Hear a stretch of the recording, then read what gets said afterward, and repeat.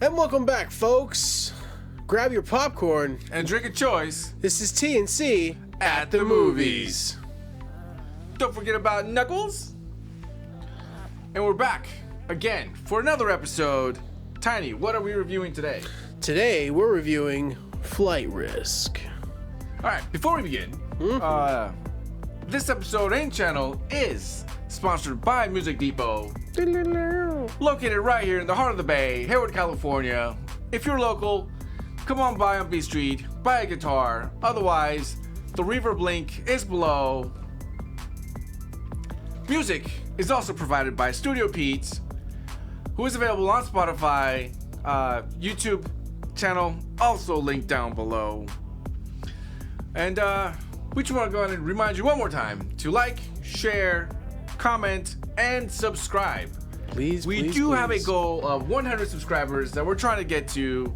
Help us get there. We're halfway there. Yeah. Help us get to 100. Please and thank you. Then, of course, if you really, really, really like it, make sure you caffeinate us so we can keep the episodes coming. buymeacoffee.com/TNC. Please and thank you. Tiny, Yo. hit me with the cast and the plot. How would I do both in one? You got Topher Grace playing Winston. Now, Winston goes into hiding, gets caught up in Alaska, and now needs witness protection. Ends up boarding a plane with Madeline Harris, portrayed by, I believe it's Miss Dacre? Michelle Dacre. Thanks for the save, dude. Michelle Dacre. And their pilot might not be who they seem. Played by Marky Mark. It's Mark Wahlberg, for if you know who that was. Yeah, it's him minus the Funky Bunch. Hey, yes, exactly. All right, Tiny, let's get started. Because again, we have simple plot, very few characters. But let's start with the cinematography, as always, because I thought it was absolutely beautiful. For sure. I mean, I've always wanted to go to Alaska, but just kind of seeing that, it's very, the aerial shots were amazing. I think the shots in various different places were all shot very well. Nature was at its peak in this movie, I think. Yeah, for sure.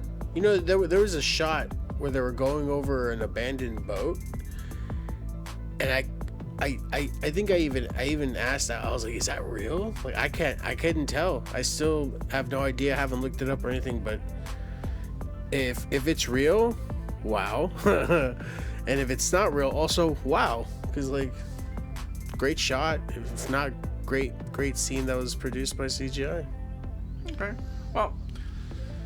I mean, it was kind of like, okay, like, let's be, it was kind of Sci-Fi Channel with the moose, like, yeah, like right at the beginning. I'm like, bro, if I didn't know I was about to watch a movie called Flight Risk with Mark Wahlberg, I'd think I'm about to watch a movie by Kevin Smith called Moose Jaws. Like, that's if any violence would have happened with that moose. Yeah.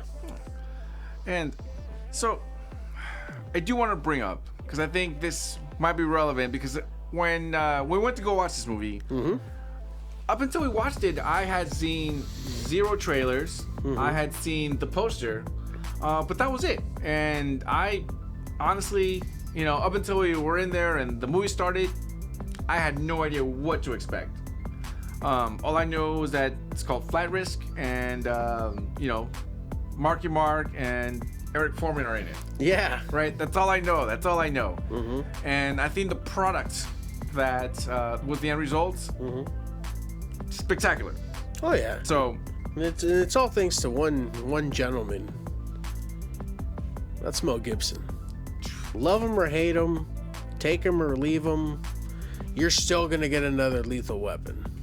The The man can direct. Passion of the Christ 2, I promise you. I promise you. Oh, this wasn't Passion 2? Oh, it was so good. This is the blueprint for Passion of the Christ 2. If they don't come out with Passion of the Christ 2, The Resurrection, or Passion of the Christ, Easter's Past or whatever you want to call it, dude, like, get out of town. You guys are missing out on cash. Right. And I think one reason why I enjoyed this movie is because I think it was a perfect blend of a bunch of other movies that I thought were great, but were slightly flawed. And Broken Arrow? I thought this was all of the great things of Phone Booth. Oh, I that's thought right. This is all the great things of Tiny I Need to Save, the movie with the elevator and the demon. Isn't it called The Devil? Devil, yeah. I think it's just called The Devil, right? Or Yeah, just without all Devil? the people are just stuck inside the elevator. Yeah. Unless it's called Hellevator, which is probably the spoof knockoff. Show the movie poster below. It's right here. Right. But I think it's just a perfect blend of, having the least amount of characters, but you have so much buildup with dialogue. Yes. I thought this movie, not that it needed bringing back, but I think it brought back dialogue. I thought it was very well written. Oh yeah. The fact that the majority of the movie takes place inside the airplane, so you're just three people inside a flying box. Little passenger plane, baby. And it's just kind of them. And, and it's also one of those where it was similar to the 24, where I don't know if it was exact, but it seemed like pretty much everything was kind of like one for one as far as time. Because you didn't, it wasn't like you see what's happening and then now it's, 7 hours later. It's we have an hour to get to this place and that's all we got, and it's just the trip there. Yeah. So I just want to know, Tiny, what did you me? think about how this movie was shot What did I think about and this? the dialogue? I thought you couldn't have shot this movie any better than it already was. Now, I think the dialogue was written clever. I thought it was written almost television style, real back and forth, real like answer for answer, or question for answer, you know what I mean? One hand washes the other, or whatever. It like whoever wrote it, like I didn't stick around because of the excitement that went through my body as soon as I read directed by Mel Gibson. I jumped out of my seat and ran out. But I didn't stick around to see who wrote it, nor did I look it up. Yes, probably a bad reviewer, whatever you want to call it, Angie. I know you're out there judging, but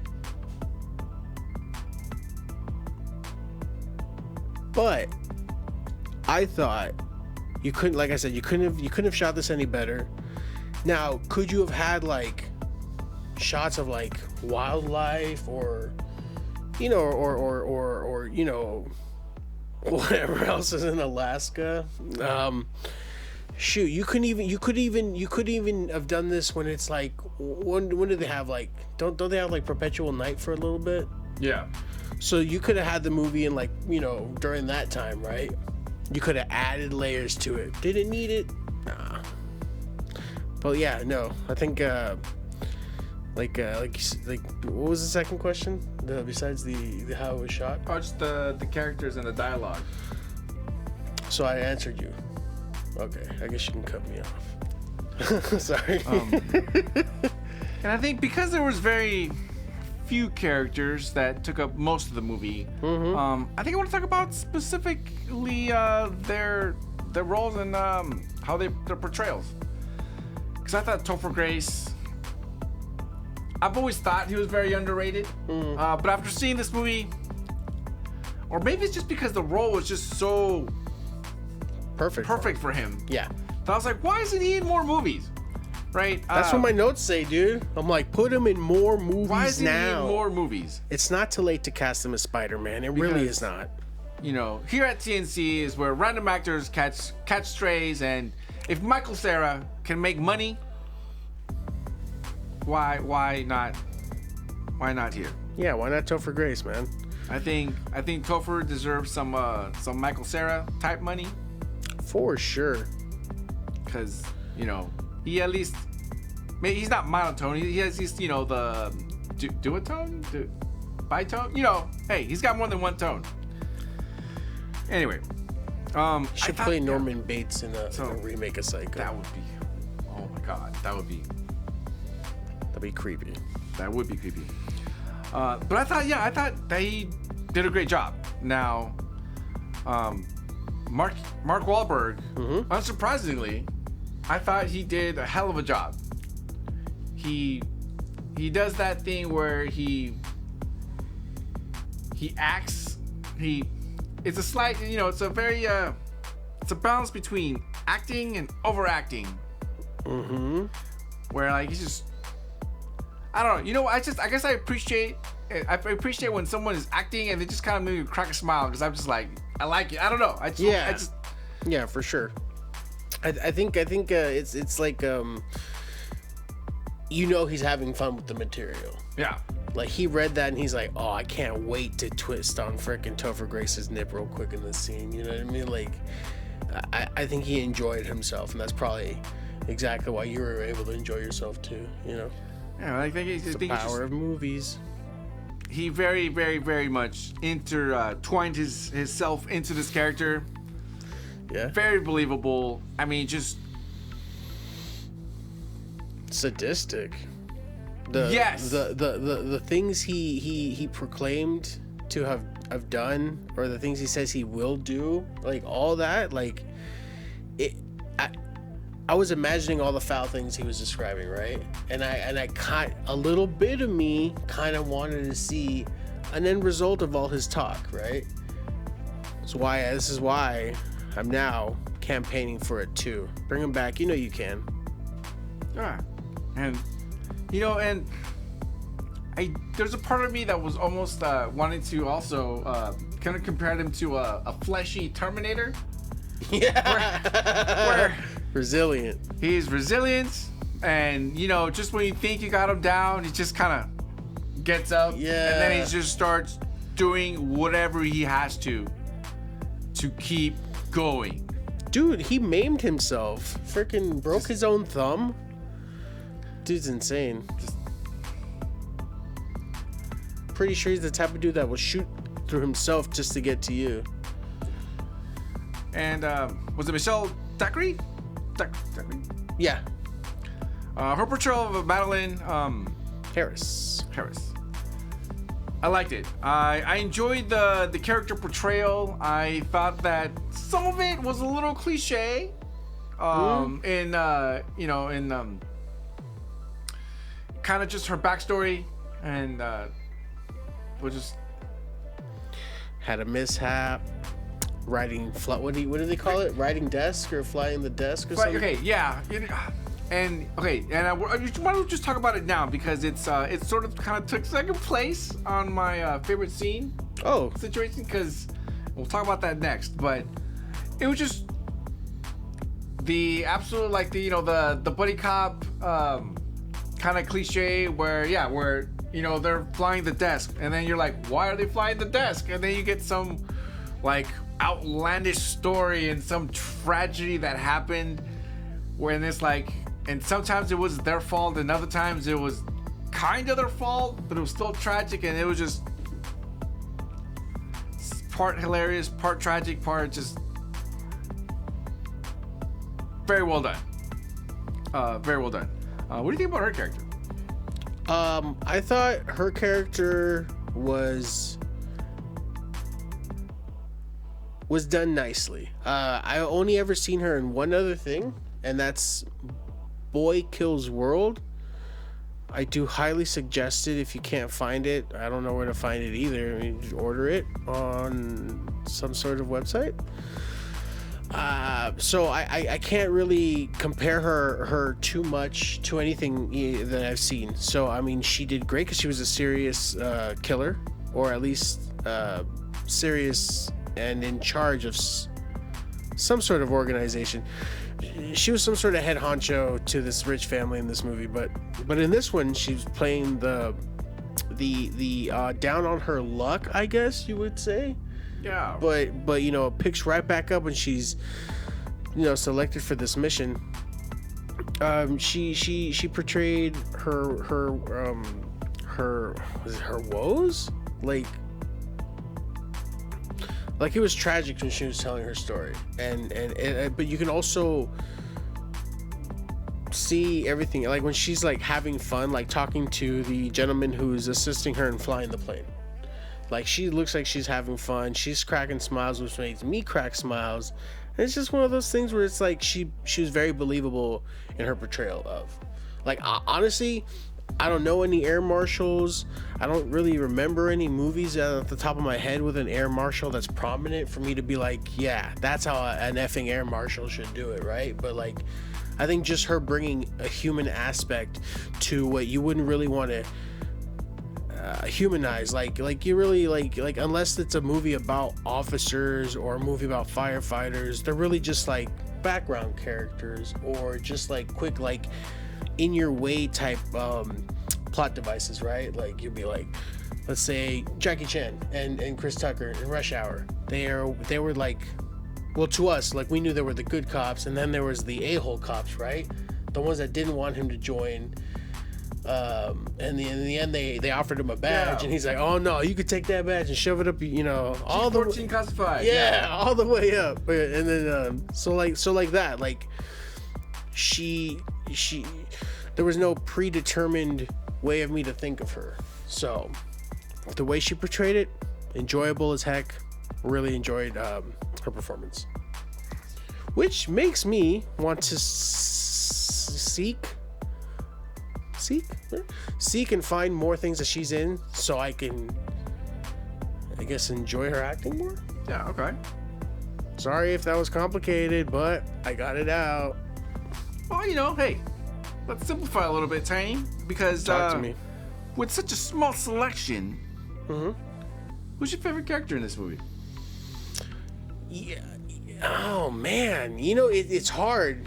It's really hard to say because they were all prominent when they were doing their roles, right? Or when they're all you know, doing their acting.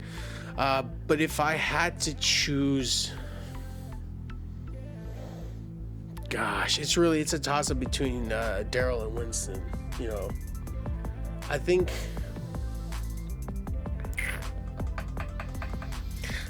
I'm gonna go for Winston. I say Winston, final answer, is my favorite character. Why? Because I want him to do more. Like, I understand you gotta kill a bad guy off, but like, you know, and it was, I mean, was it an on-camera death? Was it an off-camera death? I mean, you really just got the paramedic coming, oh, he didn't make it. How do we know she wasn't, you know, spoiler alert, she wasn't working with, you know, whoever in cahoots? But anyways, yeah, Daryl Booth, favorite character, final answer, with riding coattails, Winston. How about you? Who's your favorite character? Okay, well, it was also a toss-up for me. Oh? Obviously, you know, part of me was biased to Topher Grace because I just I like him as an actor, right? So I just, you know, I just want to support the guy. Yeah. Plus, it appears that he's the least offensive of all the original characters. That 70s show? Yeah. Anyways. Whoa. Anyway. Whoa. Wait, please monetize this video. And so I want to say first that it's gonna be more of a honorable mention because Daryl for sure is a great character. I thought the portrayal was amazing, but I gotta say, if you want to see the twinkle in my eye, yeah. I just got, you know, and it's not, look, you don't even need my eyes for it to twinkle because it's just the voice of Hassan. The co-pilot? The co-pilot that was sort of in the background, just kind of helping everybody. Can I just be honest with you? Yeah. I was gonna say, like, you know, before you started speaking, I was like, I bet you'll pick the co-pilot, and you did. and I love it. And that's how I know you're great, Chewie. That's good, great choice. Because I thought that the role was amazing, and it came across so well when he's just a voice. Yeah. But he was in such an intense movie throughout. He was the comic relief, right? Yeah. He was the he brought that realness for Madeline Harris to gravitate, and just there was that chemistry that kind of really evened it out, evened everybody out, and then maybe it was just me. And part of it was like, is he on the same team though? Because because at that point I was like, I don't know that anyone is who they.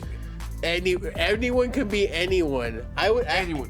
For a moment, I'm thinking they're all fucking assassins. Like everyone. Like we're gonna have like a third organization from like some other place, and they're just gonna come by and they're just gonna murk everybody, and they'll be like, yeah, they're both dead. Don't worry. And then hilarious.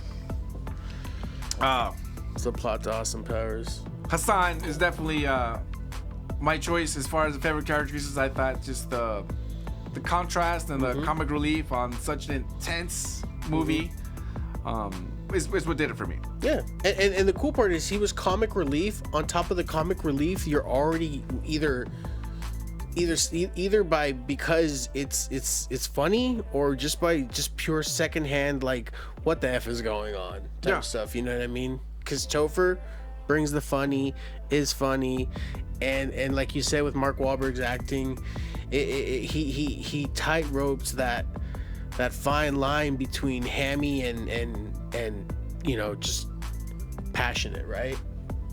Oh yeah, I love it. Makes me want to watch Pain and Gain. All right, so yeah, everybody did their thing, Tiny, and with everybody doing their thing, do you have a favorite scene? Oh gosh. Okay, so on suspense wise, right at the beginning, remember he's like, I think he's cooking like chili or pork and beans or something. No, it was ramen, chicken noodle ramen. Oh. That's what he said. He was microwaving his ramen, and he had just got caught up in the cabin, right? And then like it pops, and immediately I'm just, all right, yeah, cool, I'm awake, I'm ready, That's just a small mention of scenes. But if I had to choose an actual favorite, I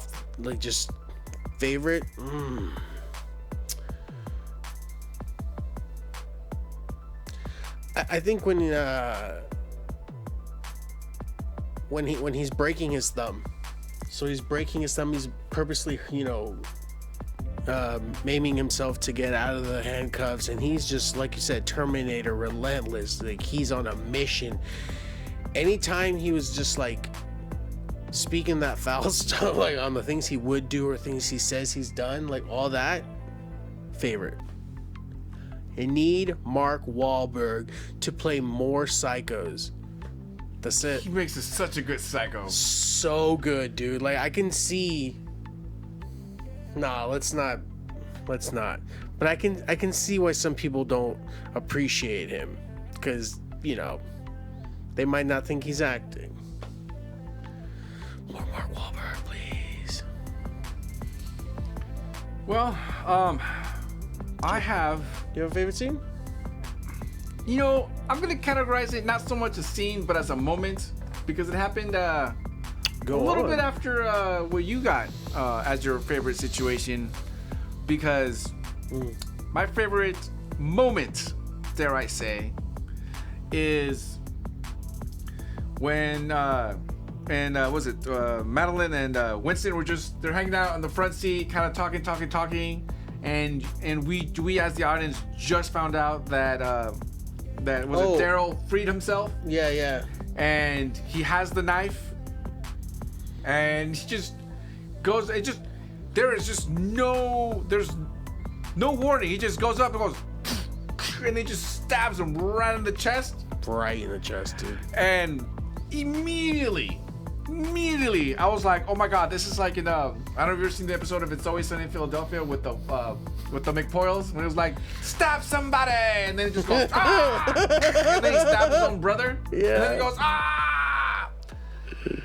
Awesome. Scene will be silently showing right here. And it was just such a shock to me because I'm like, I know he's going up there, and I'm like, oh my god, he just stabbed him. And just the shock value of that scene, it's one of the things that I like the most in the entire thing. Just because it definitely shocked me because he did it, and then 4 seconds later he did it again. And special shout out, spoiler. Uh-oh. The women that Madeline was talking to, her partner or her support, her chief in command or something. Yeah, just the way that she died, that just all on a case of mistaken identity, dude. And what'd she say to her before she hung up? She's like, you bitch. She's like, thanks a lot, you bitch. And that's that's again, you don't know who's who and who's got what motivation or anything. Dude, it was really a toss-up, man. Like, it could have been Winston there to kill himself. You know what I mean? Like, it's one of those just like who's who, man. Darn near like Clue-like. For a while though, I was thinking like, man, this would have been a cool mini-series or a cool episode. But I think if he would have, I don't think maybe an hour episode, you could have tightened some things up, maybe. But I don't think it would have landed as well as it did as a full length with Mel Gibson directing. 100. All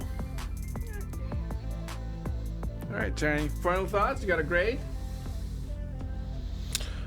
Geez. You know what? Before I give you guys a grade, I just want to mention, we spoke about the sceneries. I mean, cinematography, the scenes, characters, and everything, and our favorite, moments and everything. There was one moment where I truly felt like, oh, they are effed. I think after I think they just knocked out Booth or something for like the third, fourth time, or apprehended him or whatever the word is. She loses control of the plane and is trying to, because they're banking or something. No, they're not banking. They're nosediving. So they're nosediving, and she's trying to not hit the side of the mountain. So she's pulling up, and it's not working. And then Winston's like, "Oh, hit the autopilot." Hits the autopilot. Now she's able to maneuver. And as soon as they hit that snow, I'm telling you now, I did not think.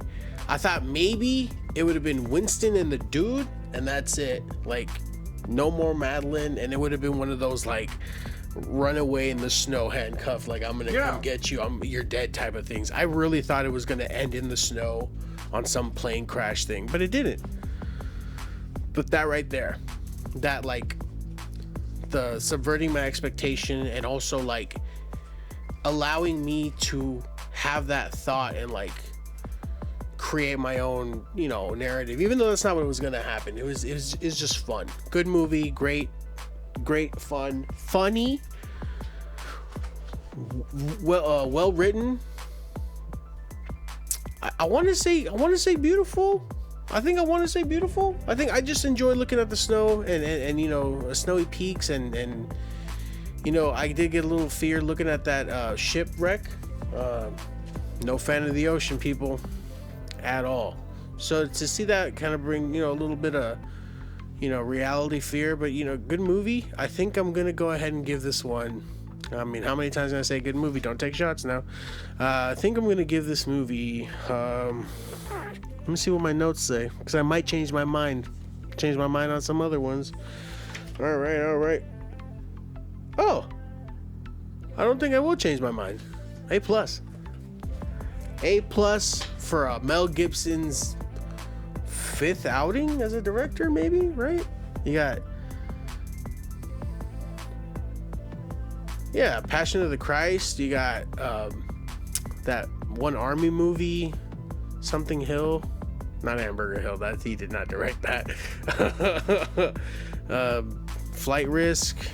He's gonna do, he did Apocalypto. How can you forget? Oh, Apocalypto.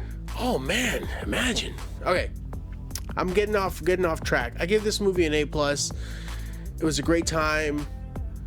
It's a fun time. Does this movie need a sequel? No, but I would freaking like one. You can even, all right, maybe not necessarily just like with Mark Wahlberg, or maybe do a spin-off. That'll be a comedy body cop movie. Which one? The Flight Risk 2. Oh, oh no, that'd be great. They're working together. She lost her job, so now she's a hitman. So now they're both hitmen. Oh, reminds me of that Wolf movie. Anyways, yeah, A+. Good job. I suggest you guys watch it. Chewy? Thoughts? Great. Okay, well, I took the liberty of writing something down here. Oh yes, no, notes are important, people. Like, don't let anyone tell you see otherwise. if the camera can get this. S+, no notes. What? No notes. What? All we have is statements here. What? That's This movie was so insane. good. Like, I haven't been on tippies on a movie so hard since The Dead Don't Die? Oh man, such an underrated freaking movie. Ah. Jim Jarmusch. This movie was so good, and like I said, I think what made it so much better was She's that Mexican. I have an affinity. How do you know? I have an affinity for Mexicans. Sorry, dude. Go ahead. The fact that I didn't know what to expect, I think, was probably what made it better. The reason for that is because You went in blind. I went in blind. You really did. All I dog. saw was the thing. I was like, Topher Grace is funny, and then I was like, wait, there's only 3 characters. I was like, I don't know how they're gonna do it. And I'm like, hey, the dialogue's pretty good. Yeah. Hey, Mark Wahlberg is crazy. Holy crap. And you just kind of start seeing each character just, becomes its own, like, its individual, like, thing. And Entity. everyone did an amazing job. I mean, 100%. Topher's hilarious. Was it Michelle? Just, I don't know where I knew her from. I hadn't seen her in anything. But I thought that, she did a great job. I thought her story was pretty good. The Messed special up. shout out to the way that her character ended up flying the desk there. Mm-hmm. Weird hint. It was a what do they call it? A Molotov cocktail? Yeah. So if I remember correctly, she was protecting somebody. Protecting somebody. Left him alone. A Molotov cocktail got thrown in, and then she was forced to leave him. She protected witness. She said, "I would like to shower for privacy." Said, "Okay, you can shower," and then she let her in the shower, and then in came the thing, and then she was just on fire in the shower. Oh my gosh. Yeah, spoiler. Yeah, no, it sounds foul when you say it, dude. Holy crap. Oh man, and it's just like, oh my god, that is, oh my god. It's like I'm reliving memories. Oh, dude. Yeah. So vivid. Yeah. Anyway, They're like 1,000 proof, those Molotov cocktails. I thought it was well written. I thought everybody absolutely brought it. Marky Mark brought it. I thought that even the other characters that weren't even there did great. Like I said, Hassan, played by, was it Maz Ali? He was fantastic. I thought the ending was great. Oh, dude, that cowboy ending? That straight. Bah, bah, bah, bah. She ended up taking out another assassin, right? Yeah. A second assassin. Not mentioned in the previous story. Yeah, nah, it's good stuff. No, for sure. It had just Heck yeah. just enough of the comic relief in just all the right spots. Where's that guy? He didn't make it. Good. Like he's just. Yeah, like dare I say, even Mark Wahlberg's death, got a chuckle out of me. Yeah. Like the way he went out, it was one of those oh shit moments, right? Just staring down the headlights like a deer. What are you gonna do, right? So, no notes, all comments. Love this movie. Great. The dialogue was great. I mean, I thought the writing was amazing, and as you guys know, I'm a sucker for good writing. Heck yeah. So again, S+, no notes, great movie. Definitely recommend. Everyone Heck should yeah. go watch it. Run it. Make sure you subscribe. We got to be on our way to 100. Let's get there. Mwah.